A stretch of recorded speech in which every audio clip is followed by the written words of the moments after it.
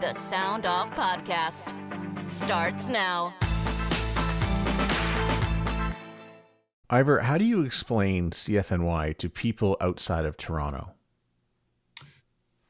Well, it depends on when we're talking about CFNY. Are you talking to us about the classic Spirit of Radio era? Yes. So I will tell most people that are outside of Toronto or who don't know about the radio station that we were a free-form radio station that basically existed between 1977 and 1987 to maybe 1990 in the Spirit of Radio era.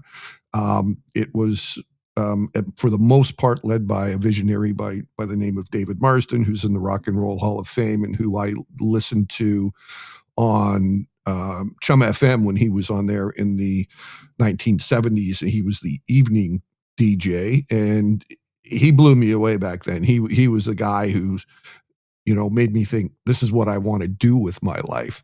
And he was an incredible DJ, and I was very fortunate to be able to work for him. But I was actually working there before he was a made program director and a full-time employee. But it basically, we did what we wanted to do. We were the early supporters of new wave and punk and post-punk. It was very open. It was very wild. Some people, which I don't care for, that comment is to say, oh yeah, you guys were a glorified college station. In some ways we were immature and naive on certain things, but it made for amazing radio, and I loved that time of my life. I never made any money there, but neither did anybody else besides the morning show, and I think that was pretty much par for the course for most radio, and probably part of the reason that people aren't in radio today, because nobody ever made money in radio apart from a very small few and some ownerships. I never got to work in that era. I got to listen a little bit in that era. Mm-hmm. You said freeform. What does freeform mean? Because I know a lot of radio stations, have their playlists and have their rotations. But when I hear freeform, I imagine disc jockeys bringing in records under their arm and then trying them out over the next few hours in a shift. That did not happen. But we had such a huge music library, and there was so much to choose from in that library. When I initially got there, I started off I did two internships there. First of all, when I was in Humber College in the radio program, I was a couple of years behind our friend Wayne Webster. He went there, and Barry Stewart. They were both in the same program, the radio program under Phil Stone at Humber College. And so I went in 77, and that was during the David Pritchard, Reiner Schwartz era, and taped albums. Just put tape on albums. Everything was completely and utterly disorganized. There was me and a couple of other people. And then I went back again for a second internship that started in February of 1978. And that internship at that point was in the music department, 1 day a week, and then starting to do some weekend things, some operating things, and just generally helping out. And it became like, the High Fidelity movie. And I just started showing up more and more every day. And eventually they said, well, maybe we should give this guy a job. So I ended up going full-time in the music department in March of 79. And then, it was because it was such a small radio station. I mean, then it was like, you should do a show or whatever. So I did a show called Listener's Choice, which was listeners would come in and they'd bring their own records in from home. So that was, coming in with an armful of albums. And then we would do two shows in an evening. And that was a lot of fun. And I was also the guy who, I was still living at home, so I used to spend most of the money that I had, I worked a couple of jobs. I worked at Sam the Record Man at Bramalea City Center too, as well as working at the radio station and going to college at the same time. But at my spare money, I'd spend all on import records.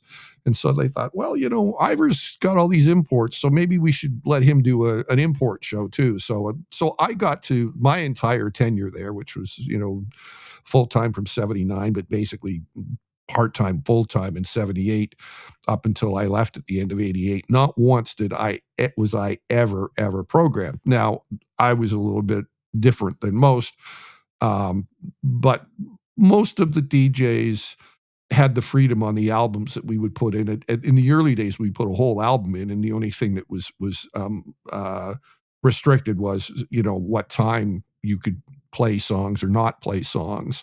The morning show, we started to, once Pete and Geets arrived, they started to program some of the music that they played, but they were pretty feisty, twosome there, and they would bring their own records in from home, which is why we used to play Slim Whitman and Narvel Feltz on the morning show. They bring those in from home, and then they decided they didn't like a lot of records that we played, so they just decided that they were never going to play them. So they never played Duran Duran. They never played Prince. They hated them. So, they got away with stuff like that. It was like, well, if Pete and Geets aren't going to play it, like, what are you going to do, right? So, but if, eventually there became some restrictions, but it was never up until I left in November of 88. That's when they started to program a lot of the shows. And then towards the end, I left because there was a top 40 experiment, which was very unsuccessful. They may have said, well, our ratings went up, but they may have, but people hated it. In the original core, they had World War III in their hands with the listenership, which was pretty unprecedented, with listeners going to the CRTC and petitions going and things like that. So it was quite the adventure, I must say.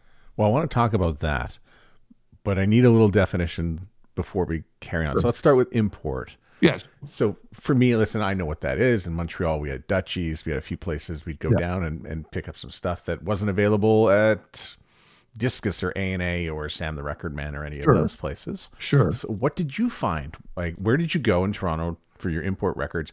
And what did you find of note that you brought to air that later became successful? Oh, God.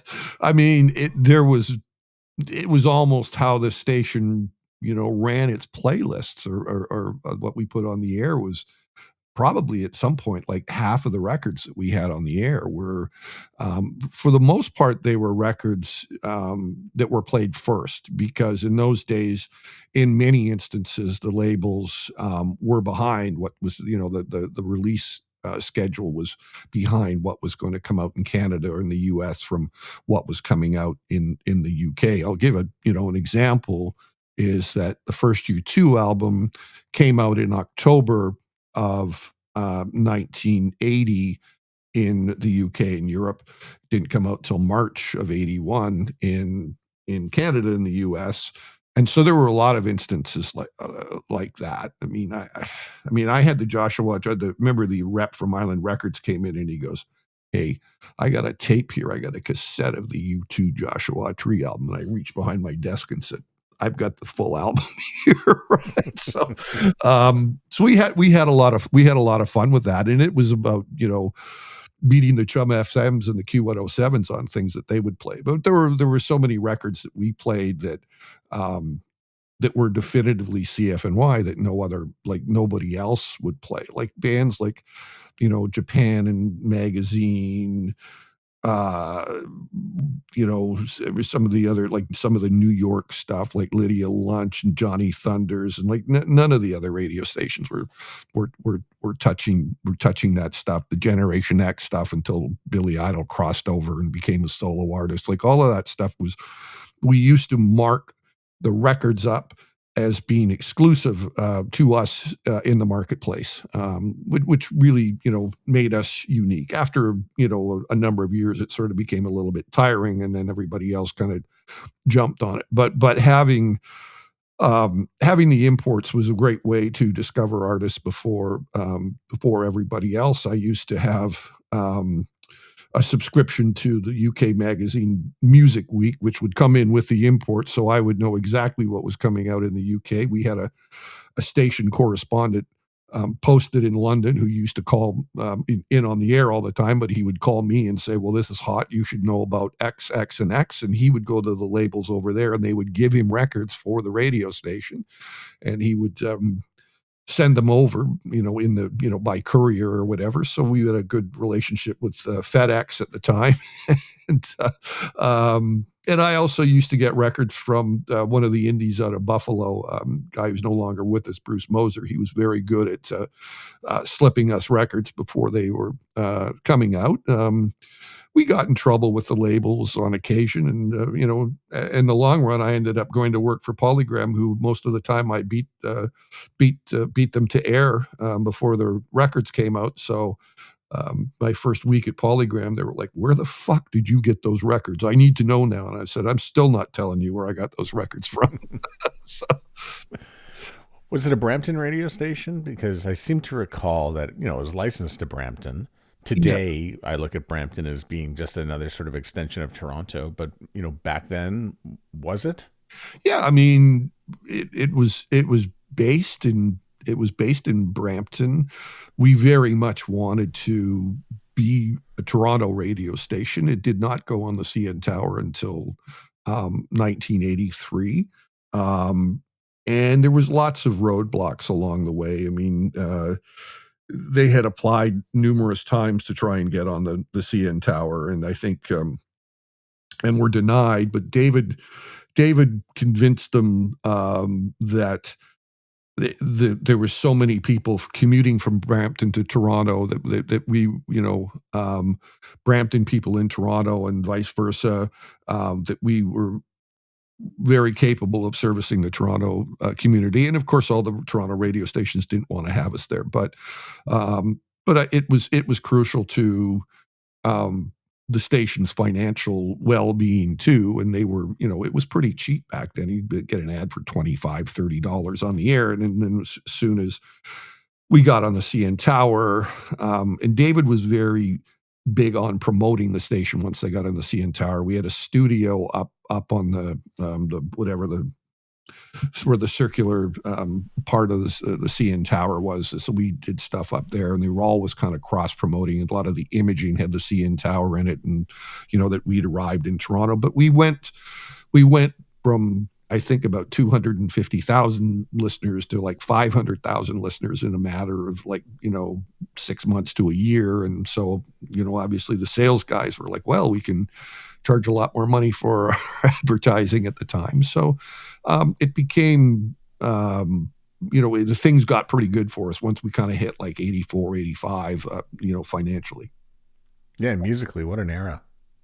It was a great era for music. It really was. I mean, I kind of look back at, I look back at the years all the time, and, what was good about certain years and what was, what my memories were of certain records and certain time frames. And, when there were records when there were even times that there weren't so many good records, but even in those times, my thing was you can always find good records. You can always find something that, people are going to get into. So. David Marsden has appeared on this show. It was nearly 9 years ago to the day that I had him on to talk about NYTheSpirit, which is still going today. We can talk about that a little bit later. Sure. But just for anybody who wants to roll all the way back, I mean, it would take probably about a half hour just to scroll back through all the episodes because I've done so many of these things now. But yes, it's right back to 2016.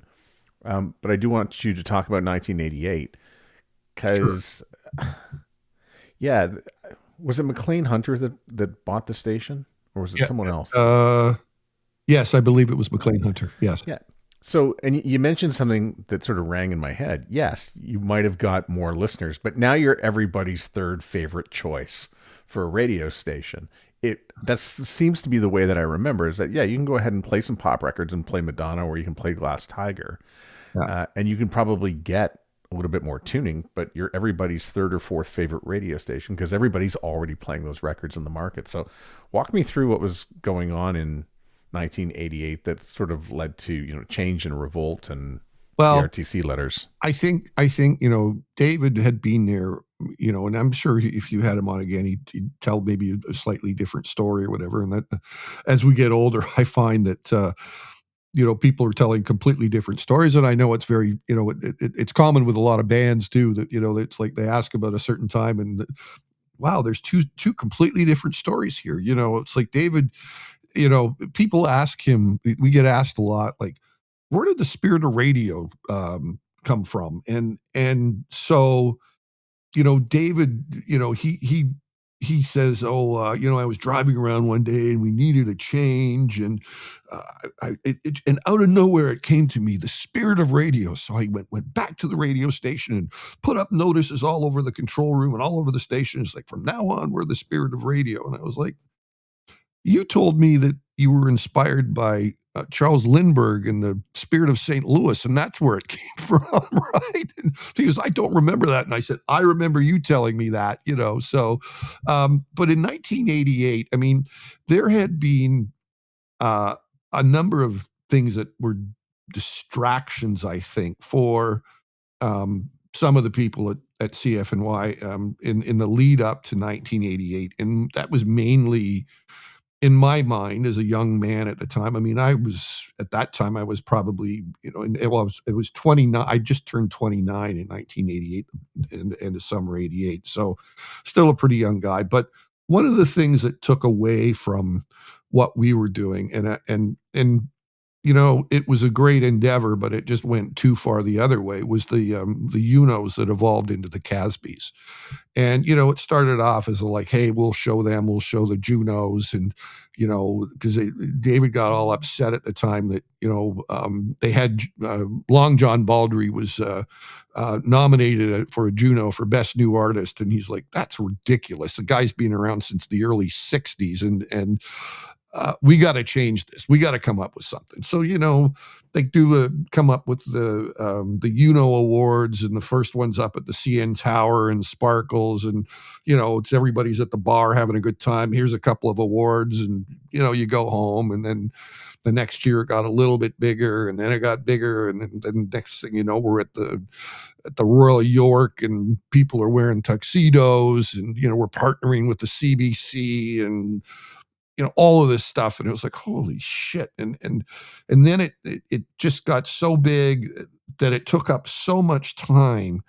They're like, don't we have a radio station to run here too? You can't do all of this, because it was, running a big national TV awards show was just such a crazy thing. And that's just, to me, one of the things. There was a guy who was in the sales department, and there was a few people at the radio station that they were, I guess, kind of traditional radio guys, right? Just sort of the people who'd worked at other radio stations, or sort of came from that mindset, and like, we could be a lot bigger if we got a lot more professional. And I remember having sales guys coming to me. It's like, hey, Ivor, Burton Cummings, we got a new club coming on the air, and Burton Cummings is playing there, so we need to put him on the playlist. I'm like, get out of my fucking office. Like, fuck off. We're not playing Burton Cummings on the radio station. That's not going to happen here, right? So there was a few, there were some people like that were doing these things. But David was under a lot of pressure, especially on the, his Casby stuff and all those things he was doing. And I think, and he brought some other people in, Earl Jive came in from the States, and he was from Montreal, but also was originally from the States. And then he brought Don Burns in, who was a top 40 guy from Buffalo originally. Great guy, but he was very organized too, right? He saw a bunch of inconsistencies in the radio station, wanted a bunch of changes on things, but he believed in it. Don believed in the spirit of radio and what we were doing. But there were some other people who didn't so much believe in that. And one of the guys, his name was Jim Fonger, and he was in sales. And he got the ear of the general manager. His name was Bill Hutton, who's no longer with us. And that we needed to make changes. And that, if we were going to be this, big station in Toronto, we need to become more of a commercial entity. We can still, maybe have some alternative music in it, but we need to play top 40 music or whatever.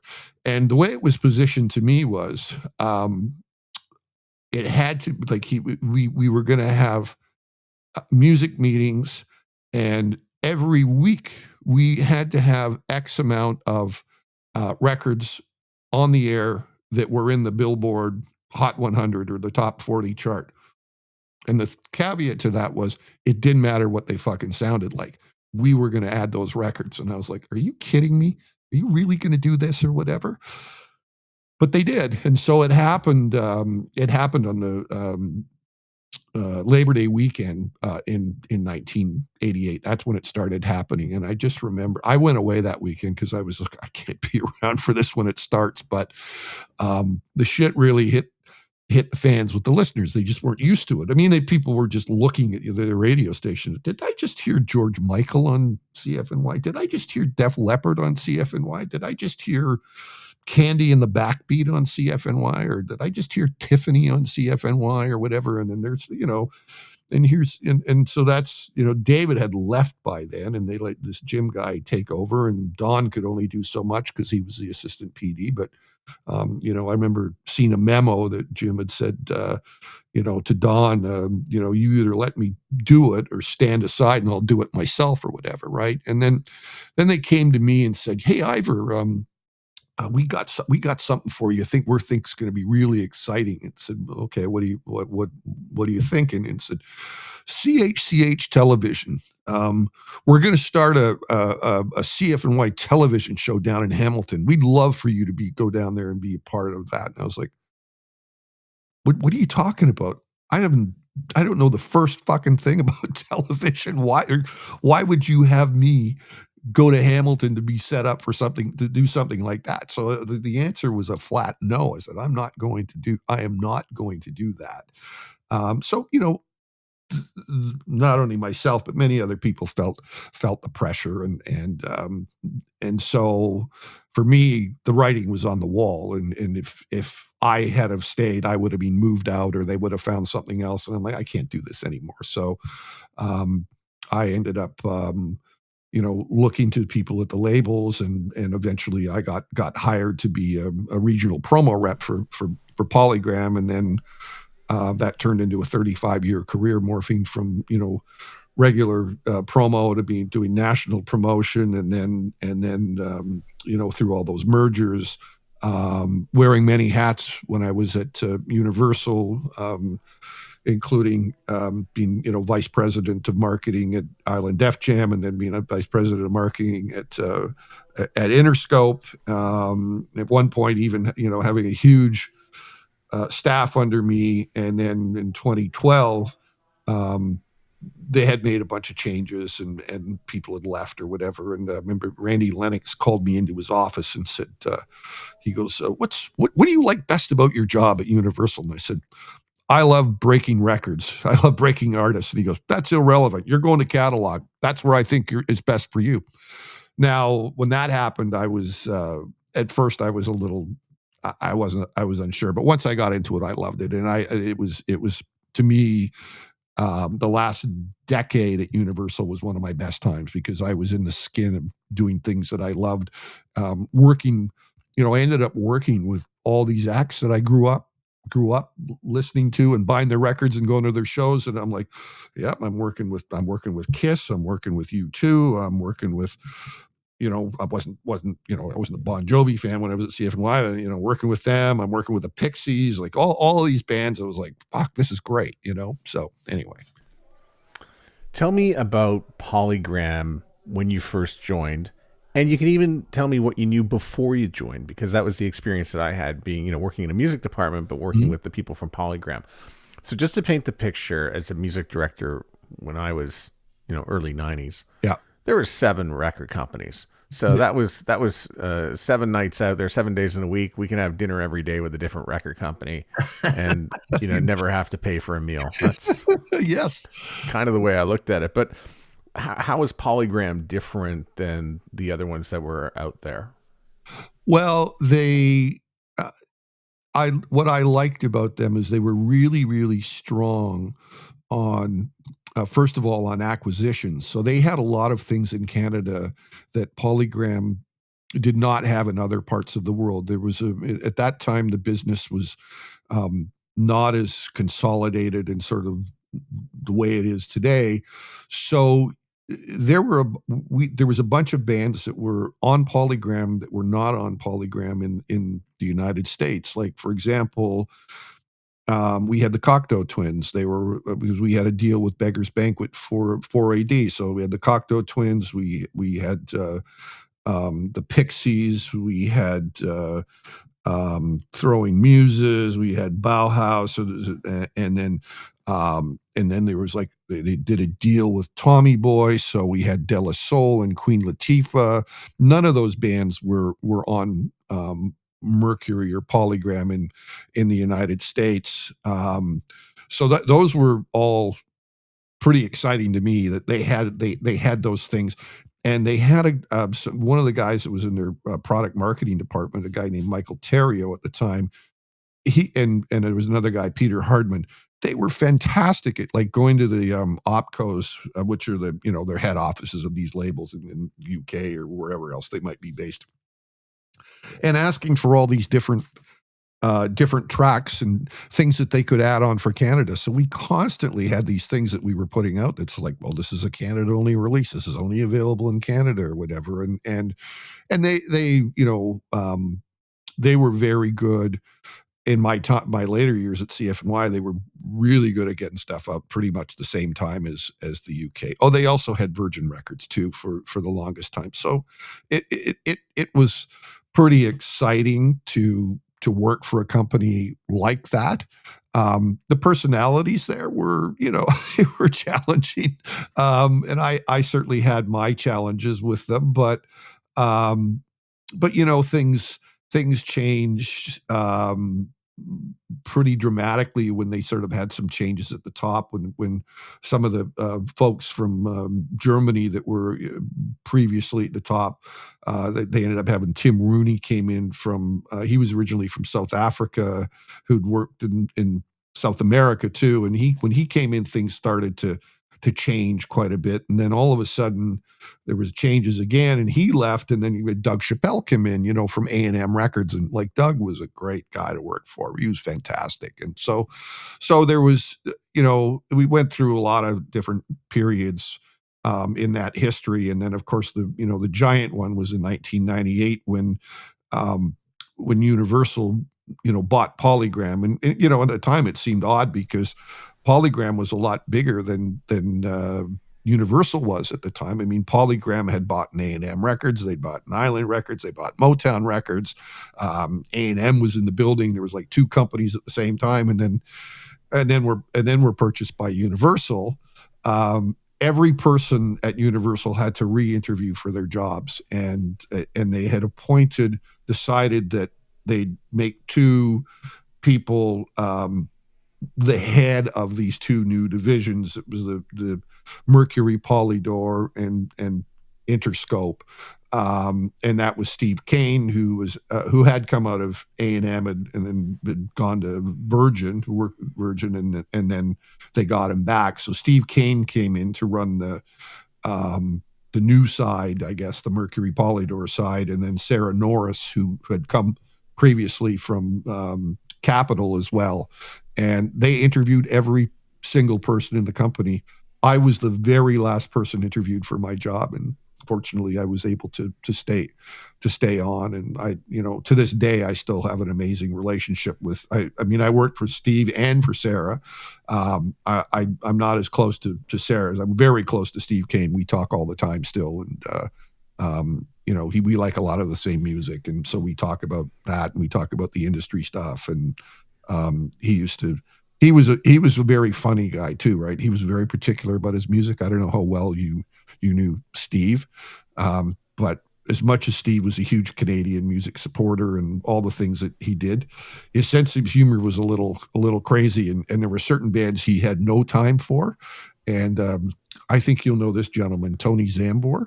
Yeah. And one afternoon, it was late in the afternoon, and out of Tony's office, there was Supertramp playing pretty loud. And Kane's like, "Who's playing Supertramp?" I said, "Who's playing Supertramp?" Right? And he called a staff meeting together. He calls everybody together. He goes, "Anybody who plays Supertramp in the office from here on in, you're fired." Right? And so then as the years went on, like, that extended to a very big list.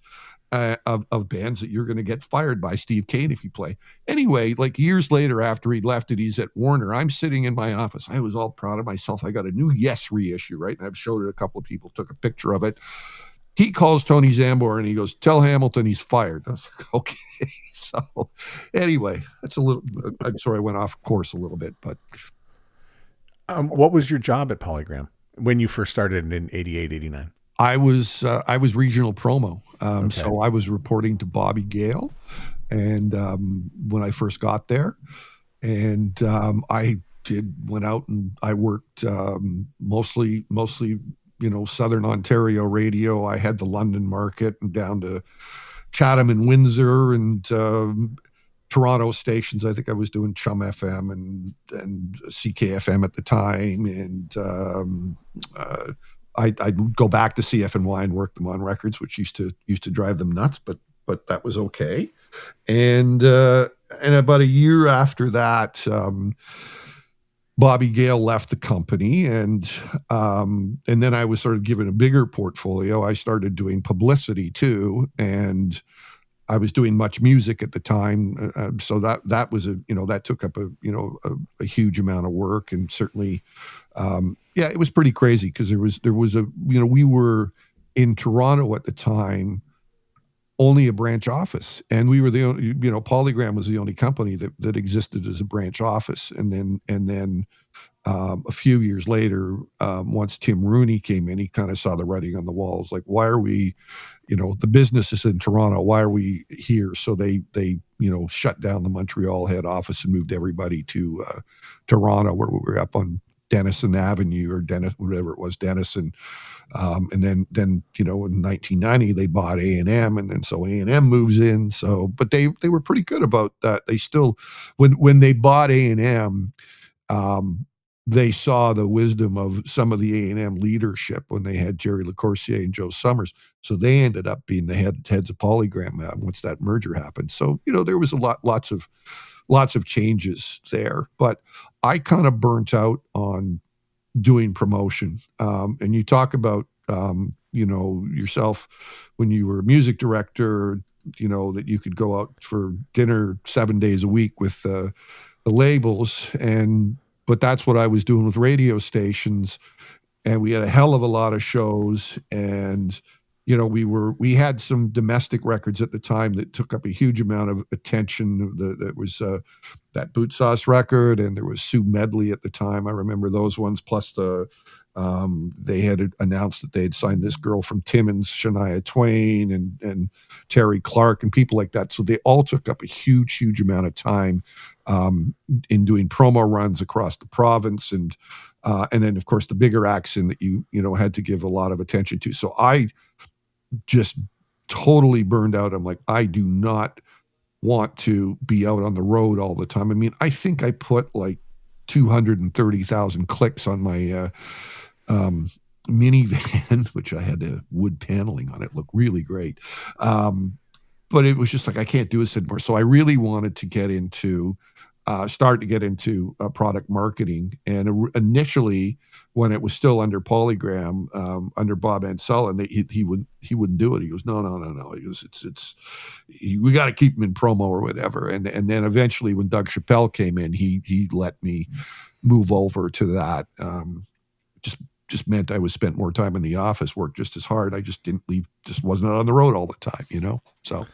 Yeah, so I remember the Montreal office because it was on Highway 40. It was probably on like Hymas or one of those streets. Yes. In fact, I was just driving there yesterday. Côte de Liesse, thank you. And I do remember the big Polygram logo that was on the side of the 40 as you made your way into Montreal. And then one day it wasn't there. So I guess that's when it moved to Toronto. The rep in Montreal at the time was Alwyn Ross. Lovely guy. Great music guy. He picked me up the first week that I started at Polygram. They had me go to Montreal just to sort of get indoctrinated and get to know everybody. And he was the guy who met me at the airport, so I was always thankful for that. But him and I got along famously, just talking music all the time because he was a really, really great music guy. Yeah, and Sue Medley, he sent us that record. And when I say sent us, he also worked the Maritimes. Yes. As well. And that's where I was working in the early part of the 90s. Melissa Etheridge, that was Island Records. Was that? Yes. So that fell under yours. And so Terry DeMonte is going to be by in the next couple weeks to do, we do a Christmas show every year. I'm going to get him to tell the story of Melissa Etheridge, because he tells a story where she opened up for somebody, and I can't remember. But he loved her so much, played the entire record the next morning on the radio, and Montreal has had a love affair with Melissa Etheridge ever since. Melissa had some great fans. She had great management too, and she was such a hard worker, and great supporters in the States that would do things for her too. So it was a really good run with her, and she was such a a strong core artist at the time with Island and A&M were, they were fabulous mini majors, at the time. And when they got behind records, man, oh man, they would fly. And Canada was usually ahead of the curve on that. I was talking to, Scott Turner and I were talking on our podcast about Bryan Adams and Reckless, and, that it was the first Canadian album to go diamond in Canada. And I was like, well, it was on A&M. So not that that's a guarantee, but man, oh man, they were a very, very focused team, as were Island Records too, on getting the job done with those types of artists. I almost feel like I have to explain this to people who might be under the age of 40 on how it worked and what your job was, aside from, getting music directors to become enamored with the records, you were bringing them. There was a glut of radio stations you would go visit, but a lot of them played new music. And then you would go and introduce the new music and connect them with the right songs based on the format.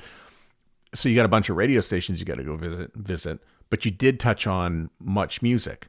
So What did you have to do differently to approach the people at Much Music versus going to a radio station, whether it be like, Q107 in Toronto or Showman Montreal or Hits in St. Catharines? There was two things. First of all, there was more opportunities to put people on the air than there generally would be at a radio station. That usually are, most radio stations would have, maybe one or two things like, Q107 would have the 6 o'clock rock report, and CFNY would have live in Toronto. But like you could, most the days of you dropping into radio stations, like at my CFNY days in the early days, like, artists were dropping in all the time, just, on various shows.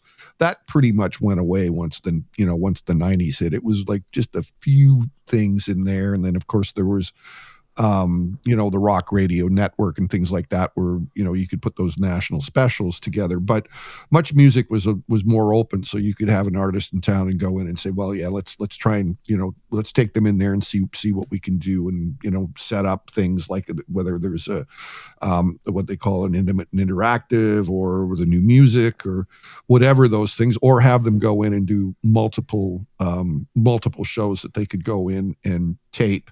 But I also had to, work them on adding things into rotations. And sometimes, there would be things that would, go and say, look, we're going to play this on Rap City, or we're going to play this on Electric Circus, or they had their alternative program. It was called The Wedge, but it was purposely called The Wedge because it was a take on The Edge when CFNY changed to The Edge, which I never knew until I started working at Much Music or whatever. So, it was similar, process. I would spend a lot of my weekends sitting down at and preparing my facts of what was, what we were going to work. And, you do the similar things. You'd say, well, here's the other stations, here's some US stats, here's some sales stats, or here's whatever's relevant to your market, here's a stack of press or whatever. When I was a promo guy, the one thing that I was not into, and some of these other promo guys that were into, I was never into like the wacky promotions that some of the promo reps decided to try and do. I remember it was Bill Bill Banham from, I think he was at Warner or whatever, and the Jive Bunny came out and he dressed in a bunny suit. And then in Montreal, somebody hired a tank to try and get Frankie Goes to Hollywood on the radio. I think Kevin Shea dressed up in a diaper or something to try and get Smells Like Teen Spirit on the radio. And I remember that one. That was Kevin Shea, and I think he said this baby needs a home at Shome. Yeah, but at the same time, I think the program director at the time at Shome, or at least the people who did the programming, I think were a little resistant to a very obvious ad. So sometimes they need a push. Yeah, I mean, I applaud them for that, but I used to just think some of those things were silly, and I just believed in doing hard work to get the ads, and I had some really good success with certain records. I will tell you that on Smells Like Teen Spirit at the time, Polygram didn't have a lot of records like that. We did not have a lot of grunge records. We did not have a lot of records that were rolling up the chart. We were unfortunately caught with our pants down and missed the big draft picks. So we had a lot of the hair bands at the time. So we were like, Cinderella, Bon Jovi, Kiss. You have LA Guns? We had LA Guns. Yeah. We called Velo Mazic, if you knew him, we called them, Val and I called them the Cannons, LA Cannons or whatever. So we had all those acts. And then, along comes Soundgarden, and along comes Nirvana or whatever. And I remember, I'm like, I don't even have any records to work. So I always had records to work, but I'm like, I don't have any records that are like this. But I decided that I was going to work the Nirvana record, even though it was on a competitive label. So I'd go into the radio stations, and I'd sit down and say, here's my records. And I said, before I leave, let me just tell you something. If you don't play Nirvana, It Smells Like Teen Spirit, this is a generational record. You are missing the boat. This record will be as big as Led Zeppelin's Whole Lotta Lovin', as big as Black Sabbath Paranoid. I guarantee it. Mark my words. Please play this record. You won't regret it. And because you just could feel it. And I remember Steve Warden and John Derringer, when they were doing the 6 o'clock rock report, and they knew it was happening too. And they just said, the times have changed now. Our music world is completely and utterly changed. And I never forget them doing that. And then a couple of weeks later, and Kevin Shea was at Universal at the time at MCA, and he called me. He goes, I just wanted to thank you for working our record on Nirvana. So when I get to Universal, and I'm getting, at Universal, they gave us a plaque. You get plaque for how many X years of service. So when I hit 30 years and my 35 when I left, Nirvana is on that plaque, even though I wasn't working there when those records were out. But I worked the catalog very hard over the years, but I'll always remember that was kind of a one-off where you're going, you know what, like this is I know this is going to be one of the biggest and most meaningful records ever. So I'm going to say my piece. Yeah. Well, I remember it. Of course, I was working in radio, but it was my graduating year of university. So I put the CD on and I said, holy shit, what is this?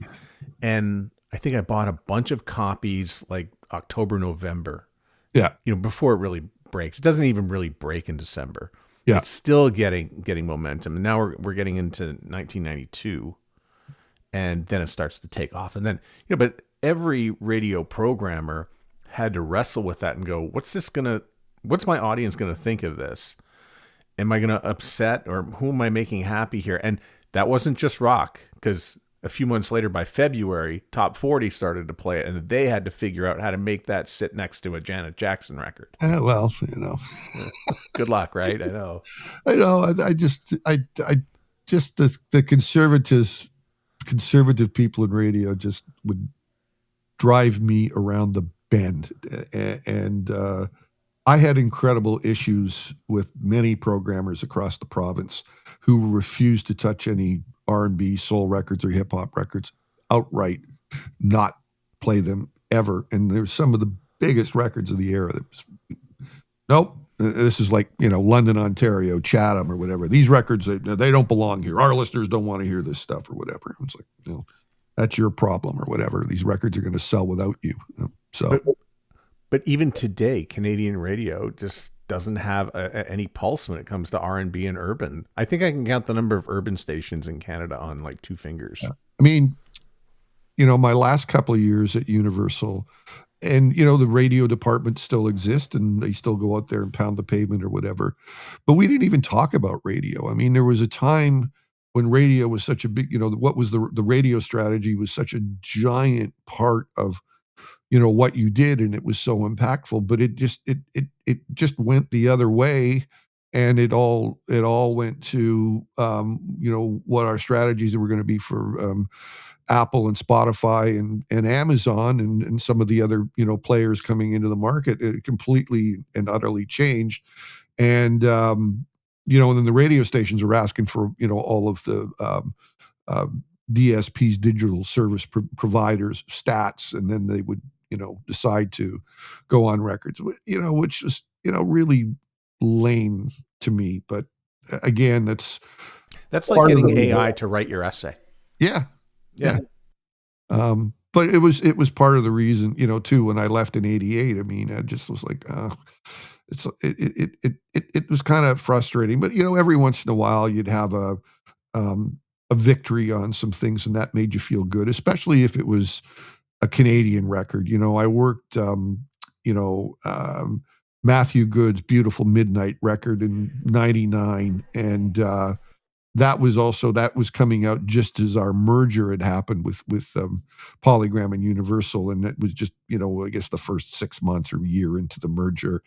And I would never forget that it was like the record's coming in at number one, and it beat out like I think it was Britney Spears, and it beat out Limp Bizkit and whatever else was super hot at the time.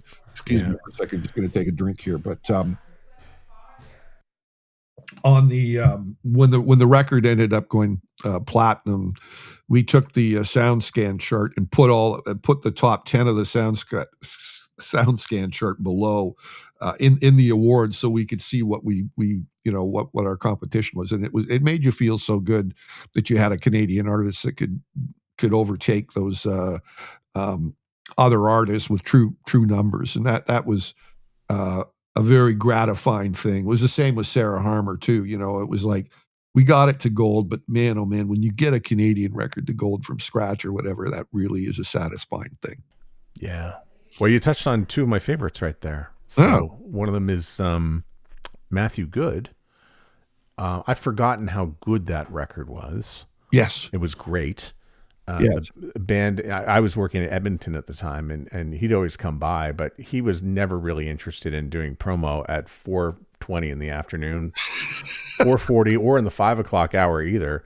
But anyway, so I remember going on there and just saying, well, the band is here, but Matthew couldn't make it. And that happened 2 or 3 times. Right. And eventually, I was invited.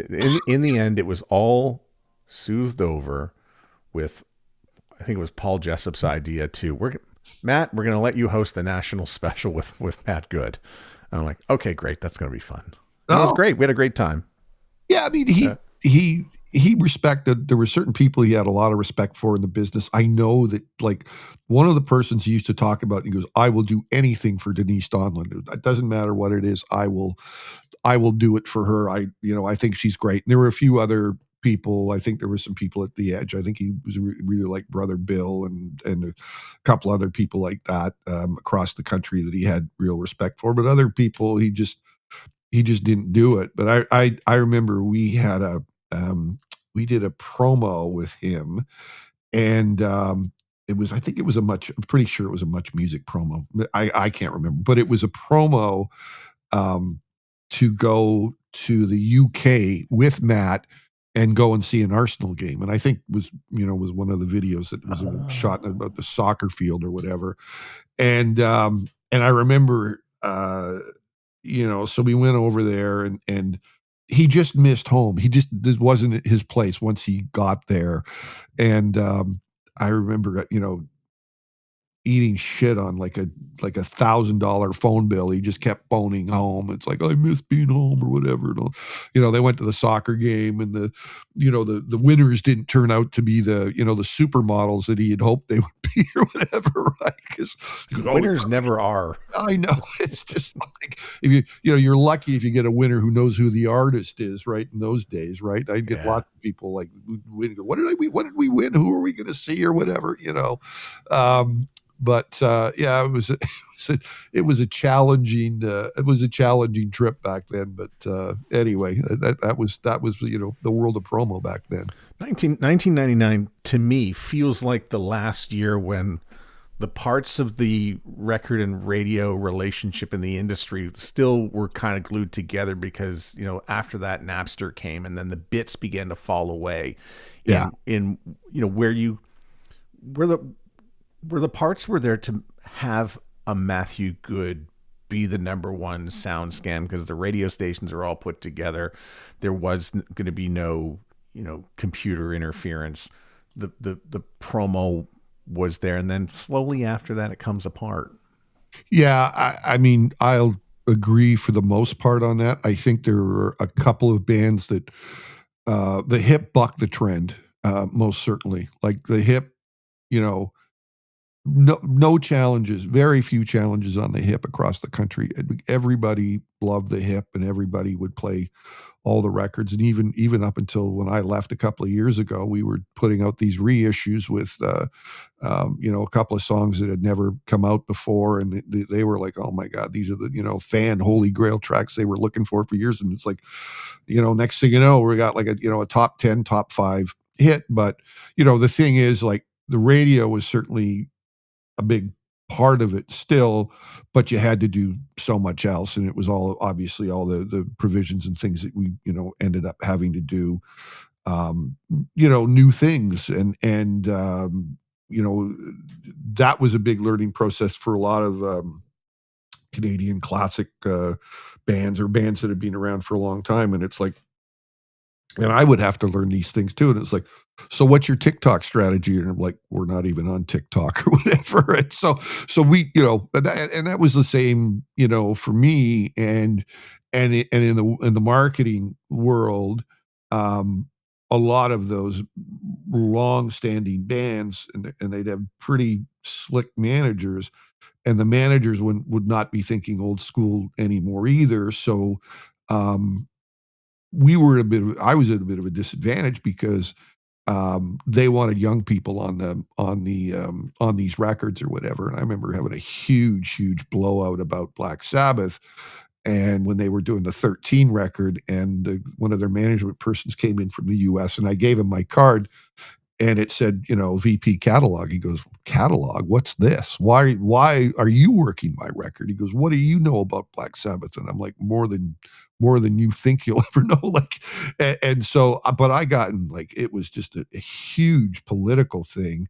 And Randy Lennox was hugely helpful, but he managed to convince, he goes, look, you've got the right guy to work on this record. There's nobody better in our company to work on Black Sabbath than Ivar, but I need to show you what he can do. And so Randy goes, I need you to put the plan together in 24 hours. And I never did work so damn hard in my life than putting this together. And, I had to win the trust of, Sharon Osbourne, and you do not want to get under Sharon Osbourne's skin, let me tell you, because I heard her give it to a lot of people over in that time frame. But I was very fortunate in the end that, it was Canada did very, very well on it, and it was okay. But it was a huge learning curve. And most of those classic bands all went that way. All needed to, adapt to whatever new trends were, and this is the thing for these bands that used to be big radio partners. It's like, okay, what are we doing? What are we doing special with these digital partners? But that ended up changing towards in the last couple of years too, because you'd have situations where they'd execute a global plan, and so you'd have something like a Spotify going, this is what the global plan is going to be for X act. So they can guarantee these playlists or these certain things are going to happen at the same time around the world. And some of it could be just, visual things sometimes. I remember for the Rolling Stones, when that Hackney Diamonds came out, it was like, okay, we need the UK, we need Germany, we need Japan, we need Brazil, we need Mexico and Australia. We need you to execute these items for visuals around the most iconic parts of your cities to be seen and shared on social media around the world, and to create this massive impact. But these were all these global plans, whereas before most of the time you wouldn't have these, not so much these global plans in the 1990s. You mentioned Sarah Harmer. Yes. So I remember the band Weeping Tile, which is the band that she played in beforehand. And I remember having a number of conversations with, I guess, management at the time. And I think we sat around, we would have some drinks. Full disclosure, I think the manager at the time, and still is, the manager is my cousin. Patrick Sandbrook? Yeah. Oh. So Cool. he's my second cousin. Oh, there you go. And we would spend a lot of time trying to figure out, okay, so like, how does it work where you start to get airplay and it starts to build, and I can't imagine just how hard it is for the job in a record company in the A&R department. Like, how? Like, what skills do you have to go in to say, yeah, that's gonna work? Yeah. Like, I've tried to pretend that I'm in A&R and I can't do it. I think I have an idea of how a record's going to work with the audience on the radio station that I'm programming, but I would have no idea to pick out a star in a club and go, that's going to be a hit.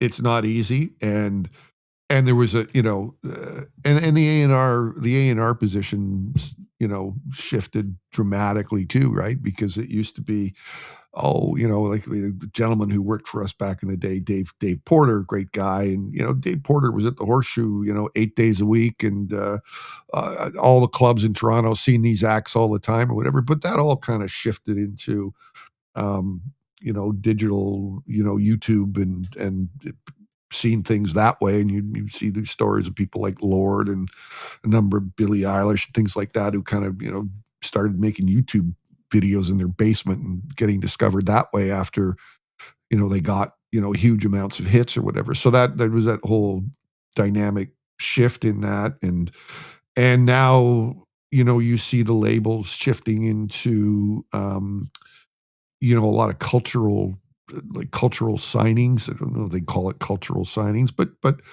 because the Canadian market's so diverse, like Warner put a big emphasis on South Asian artists and doing partnerships, but also, building artists in Canada. So there's all this like whole, underground scene that guys like you and me, we don't know about. Like, it's just, and some of these artists like blow you away. You're like going, this artist just is playing the Air Canada Centre or the Scotiabank Arena, and I've never even heard of them or whatever. And so there's a whole thing, behind the scenes with those things. I mean, I remember there was also like, there was a couple of artists that we had some international artists, and we were, tasked with doing, ethnic marketing to say, okay, we need to create campaigns in Mandarin, or we need to create campaigns in work with people that can do like, Korean marketing to that, that type of marketplace. All quite different. Sometimes it was quite limited. You weren't sure on the impact, and then other things that would happen, and you just like go, okay,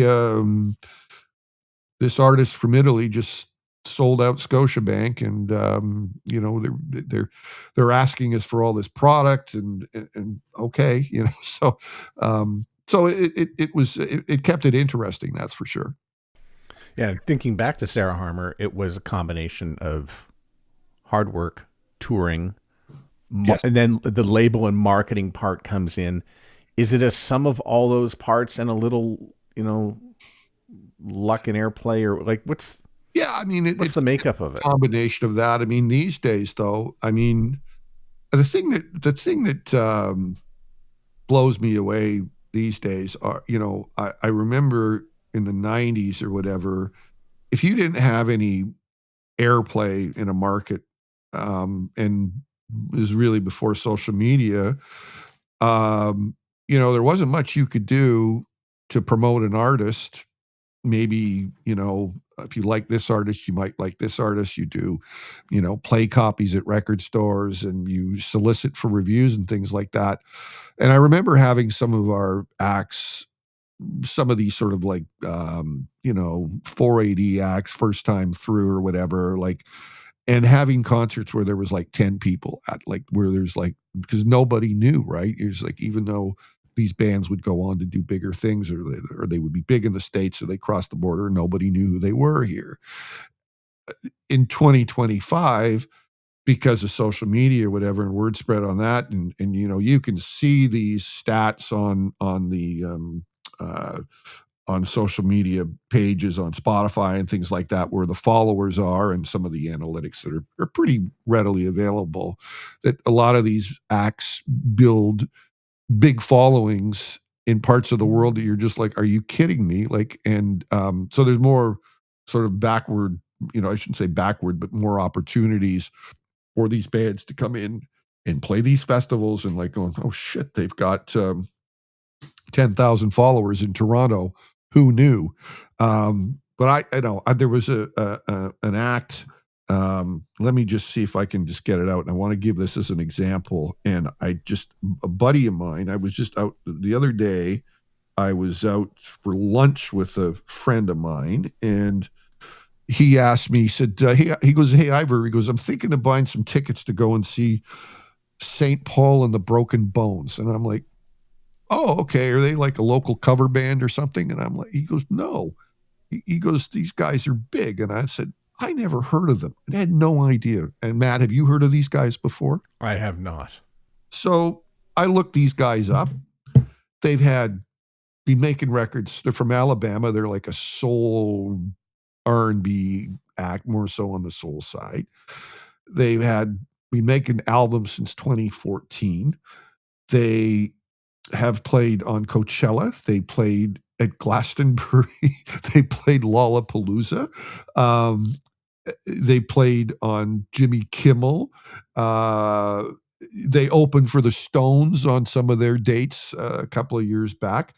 And they played Toronto 7 times. And I'm like, I never heard a single note of these guys.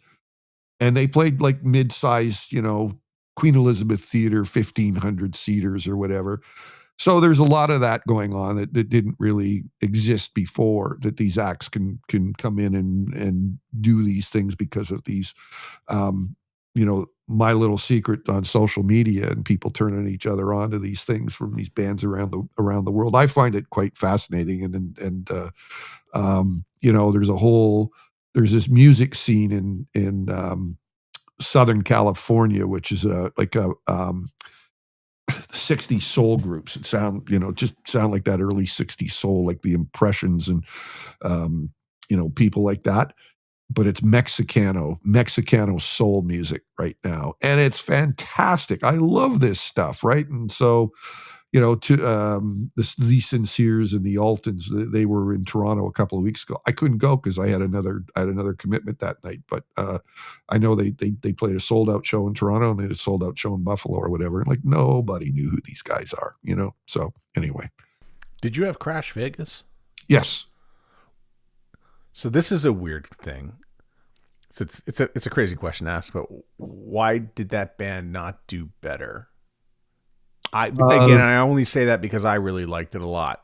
And I think that's the thing with Canadian artists. There's some we really like a lot that, do a couple of records and we never hear from again. Yeah. As best I can remember, I think there was internal politics with the band and not so much the label. I could be wrong on that one, but we had a couple of records from them, and I do remember working with them, but I think I don't remember if it was like somebody going off to work with somebody else and then some other things in there. So it wasn't so much on the label side as I recall. There is a documentary in the works. It's been in the works for a while. That's about CFNY. Yes. What can you tell us about it? So it was something that I always thought we should do. It was a sort of common idea that Alan Cross and I had, and Alan and I are very good friends. We've been very good friends since his time working at CFNY. We have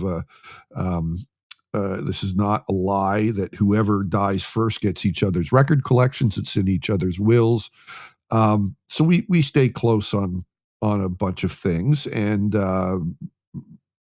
so about 10 years ago, we had a conversation about, like, we should try and see if we can get a documentary made about CFNY, specifically, about that time in the 80s and late 70s and what have you. And so between the two of us, we talked to lots of people over the years, and Alan sort of, rotates in a bigger circle than I could have, just because of, my Universal responsibilities, and Alan is a freelancer in his position. So he knew more people out there than I did. So he sort of went to a bunch of different people, and it was very frustrating. For the longest time, we couldn't find people.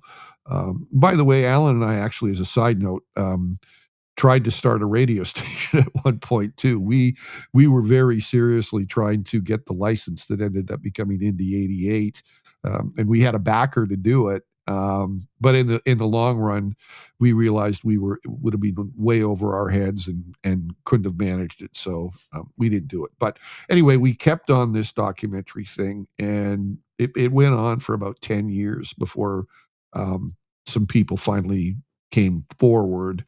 And I honestly didn't know them. I still don't really know them, which is Highball Entertainment. And they've got, you look up their website, and there's a bunch of films on there. A lot of them I don't know, but they're in the business and have done some documentaries. And then he knew this woman, Julia, who'd done some work with him at some things at CFNY, and her other half, Matt Schichter, was a film.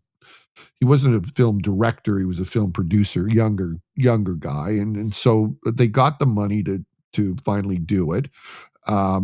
It started filming 3 years ago, and but there was never a script on it. There was never sort of like a sit down script on it. It's like, we'll just, we'll interview a bunch of people, and then we'll be able to piece it together.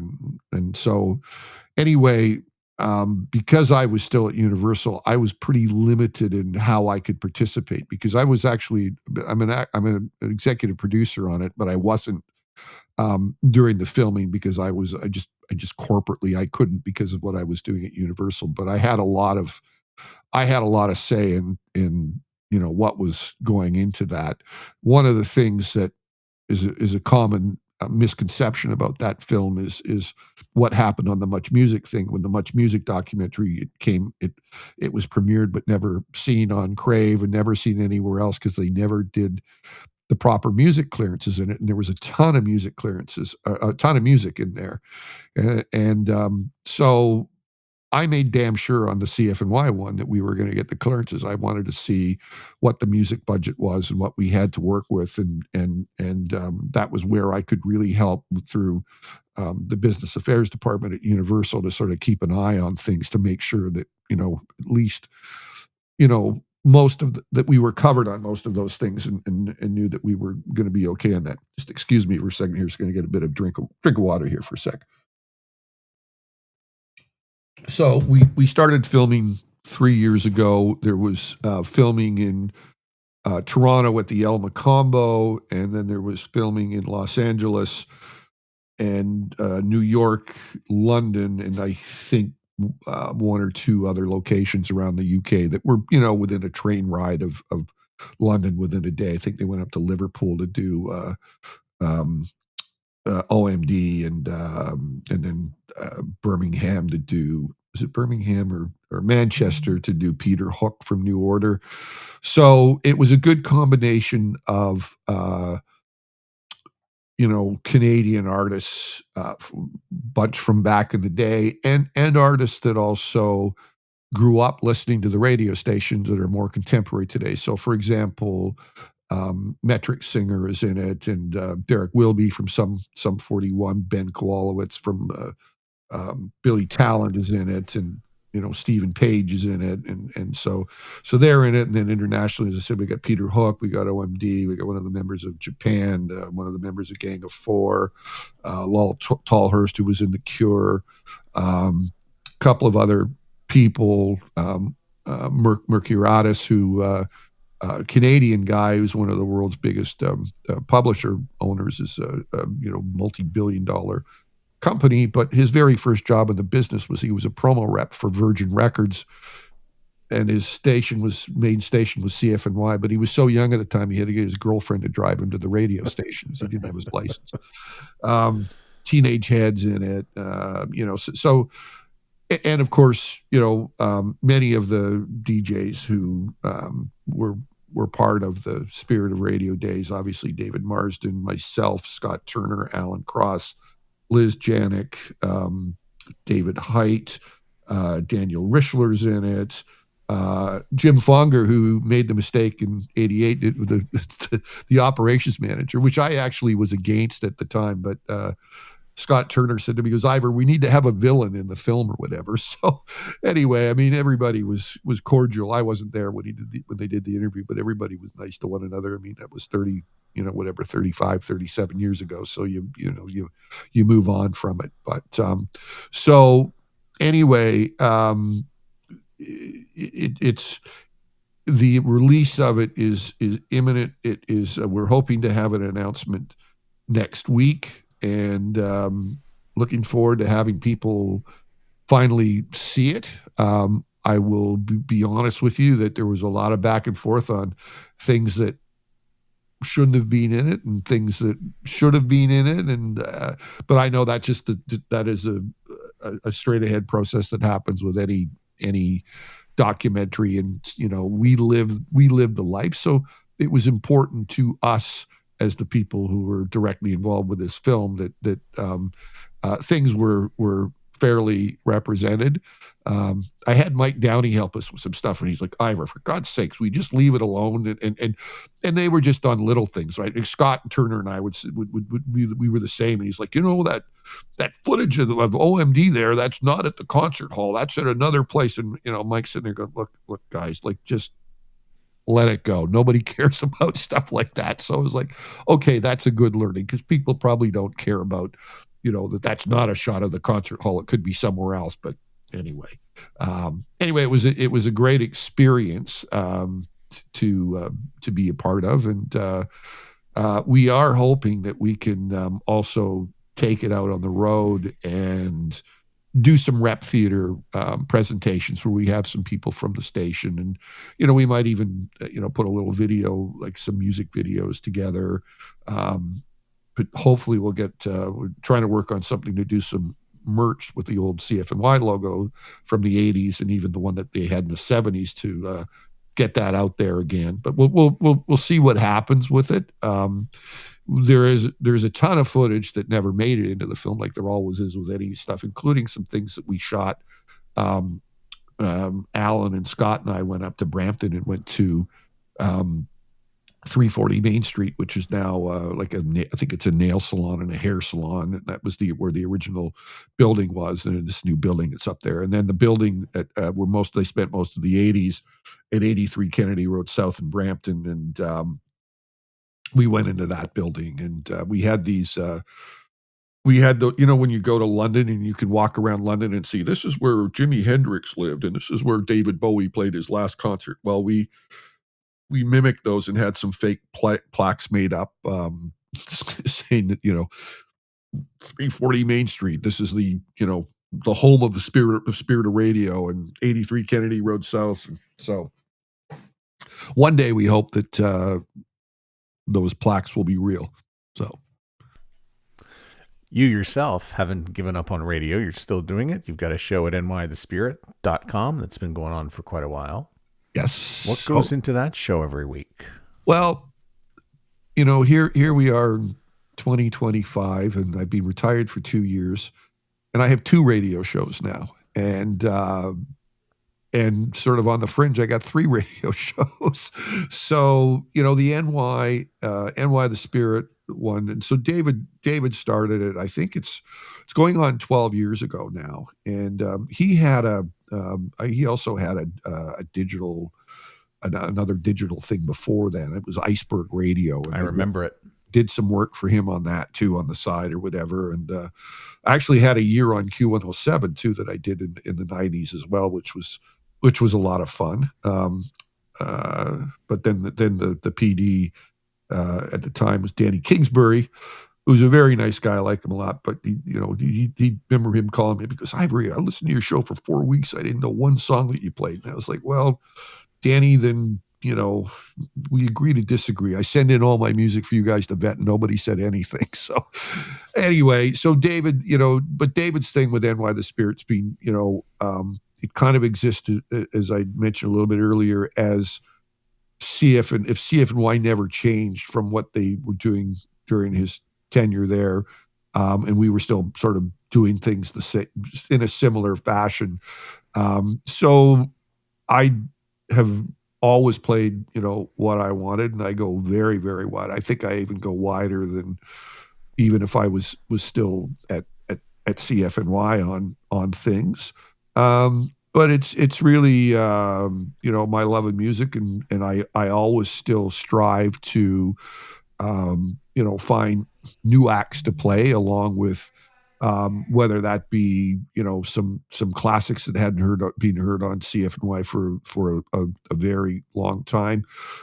If ever, I also strive to find acts that were out during that time period at CFNY that we never played. But had we been there, if we could get in the Wayback Machine and go back and do it again, we would be playing these acts, right? Found a few cool ones that I still think are really good. But I branch out into I'll play a lot of reggae. I'll play soul music from the '60s. I'll play garage music and psychedelic sometimes, and once in a blue moon I'll play a little bit of comedy in that. So it's been a pretty good experience. But when I left Universal, and moved down to Niagara-on-the-Lake, and I spent my time at Universal, I was very tight with the people at PBS, and there was PBS as an office in Toronto and a rep, and one of the guys who would come up and visit from Buffalo all the time was a former alternative radio programmer. I want to say Tom Calderon. Tom Calderon. Well, Tom Calderon, he is the CEO, president of the PBS outlet there. But this other fellow, William Sauer, he was also out of alternative radio in numerous places in the States and programmed lots of stations, owned stations.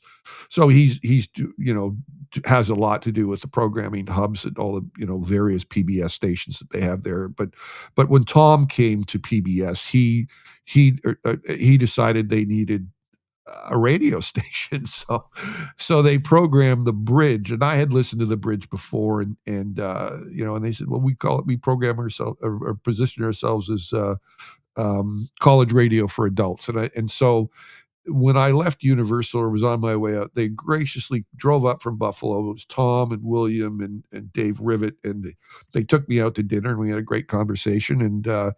And they said, yeah, we'd love to support the CFNY doc. So at some point, we're hoping that we're going to do something special with PBS to promote the doc down there. But the other thing was we had a discussion about doing a show. And I said, well, guys, I love what The Bridge does. It kind of feels to me like CFNY did, and that's what Tom based the radio station on. So it wasn't a great stretch for them to have me on there. So I've been on there since May of this year. I've done 31 shows.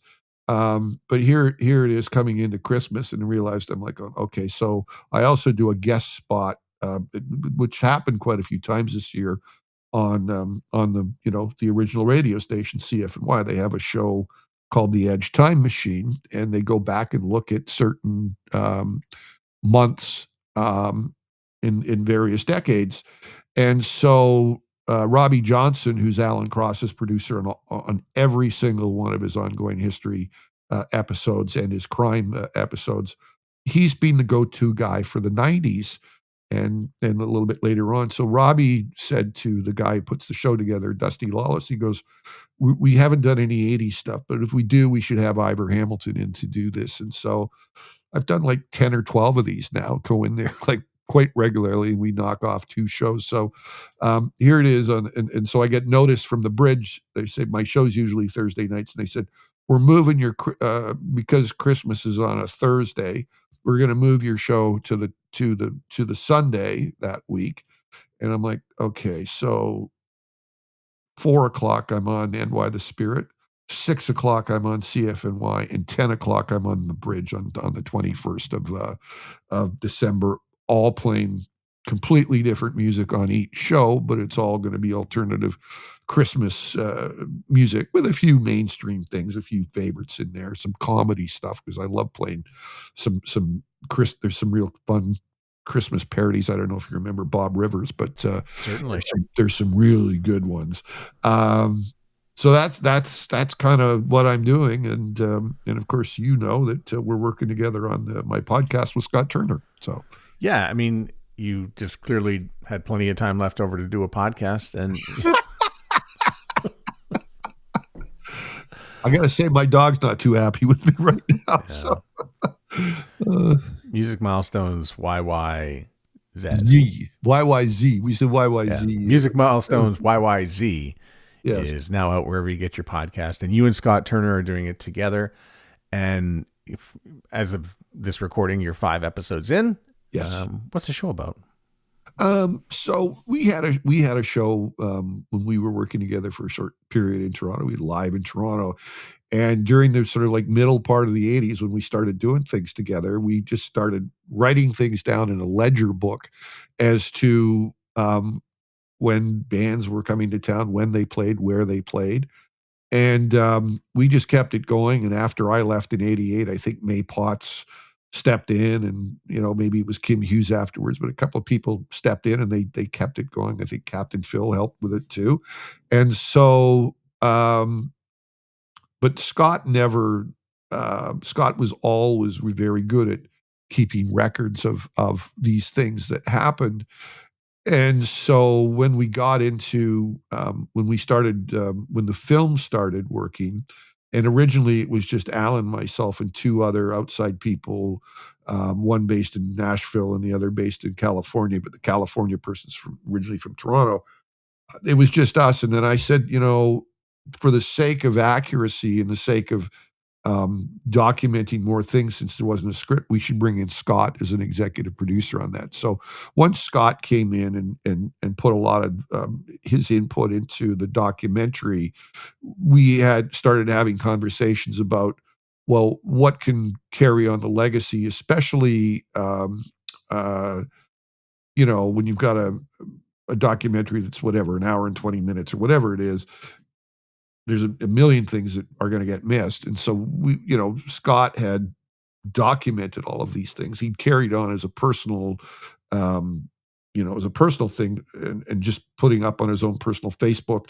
35 years ago, it was CNC Music Factory. He'd do the stuff when he was at his Energy 108 and Dave FM or whatever else he was at. And then it would be like, okay, 1970, the Stones came up with Give Me Shelter or whatever. So then CFNY presented this. And so it ended up growing into a base of about 30,000 entries of things, whether that's somebody's birthday, somebody's death, a record release coming out.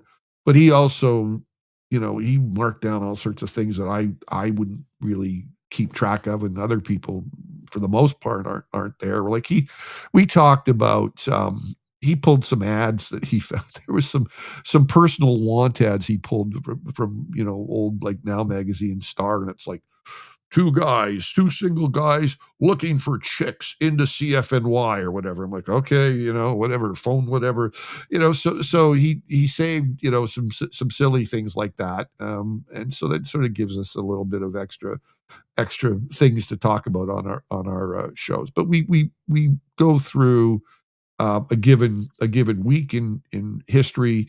Generally, we go back 60 years. Once in a while, we maybe go back a little bit further. But generally, my thing to Scott was, because originally he said, "No, we should go, later. It should be later." And I said, "No. I said, you need to, acknowledge like the British invasion. To me, what the start of it was during the 60s is, to me, a Rolling Stones single that came out in 1965 is just as relevant as a Tears for Fears song that came out in 1990 to me, for people to hear about, just depending on the level of what it might be.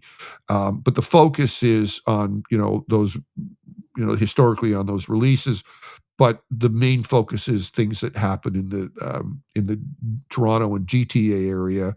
And maybe, we'll go out on a limb and go, okay, well, we'll do things that are maybe Buffalo, London, Detroit, Hamilton, things like that, if it's meaningful. But and also if it's something like this past week or a week ago was the 45th anniversary of the murder of John Lennon. So we're going to talk about that. If we were on the air back in the summer, we would have done a big thing on Live Aid as one example. So things that have like a global meaning as well. And it's important, to me. We kind of divide it up, and he puts together a lot of this historical stuff, and then I will talk about some things that are sort of like newish that are coming out. One of the examples was we talked about pretty much in depth what was going on in Stranger Things. Okay, last season coming out is the music of, okay, they got the psychedelic furs in there. Kate Bush is back in the episodes, and but one of the cast members is wearing a Fall Ben Sinister t-shirt. Who knew that? So you get into little things like that. We talked about some things that were some reissues that come out. It was like that Beatles anthology, and what's the difference between this? Here's some of the, our top records of the year. Here's some things to recommend. This week, we're doing a big thing on the, I say the big three of Canadian classic rock bands, Guess Who, Triumph, and Rush, all going out on tour almost concurrently in 2026. And, you get a Burton coming to 77 and Randy Bachman who's 82, and, a Triumph who's certainly seen better days, and Rush are getting into shape with a new drummer, So there's lots of things to talk about. There's no shortages of things to talk about on a given week.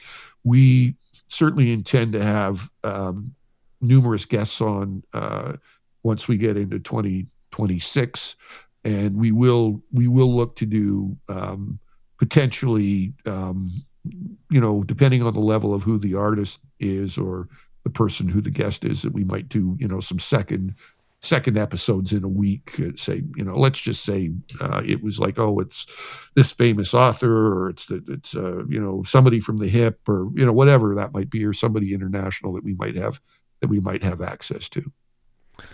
Ivor, this is great. Thank you very much for just sharing stories. And man, you told a lot of stories. Well, I mean, this is the thing. Like, Scott and I work together pretty well on those things, and it's quite fun for me is, he'll put sort of like the sheets in front of me of like, here's all the things that I think we should talk about, and I'll look at them, and inevitably I'll have a story to tell. That's somewhat related. I'll find things that I remember or things that I can dig into, and when you have 10 years of radio experience at a place like CFNY, and the artists that we experienced and broke and played a part in supporting their careers, having those experiences under your belt, and then having 35 years at a major record label, the world's biggest record company, you're gonna have a few stories to tell about the music that are in your lives and that affected other people's lives too. And I hope that people enjoy them, and that we bring some meaning to people's lives. Produced and distributed by the Sound Off Media Company.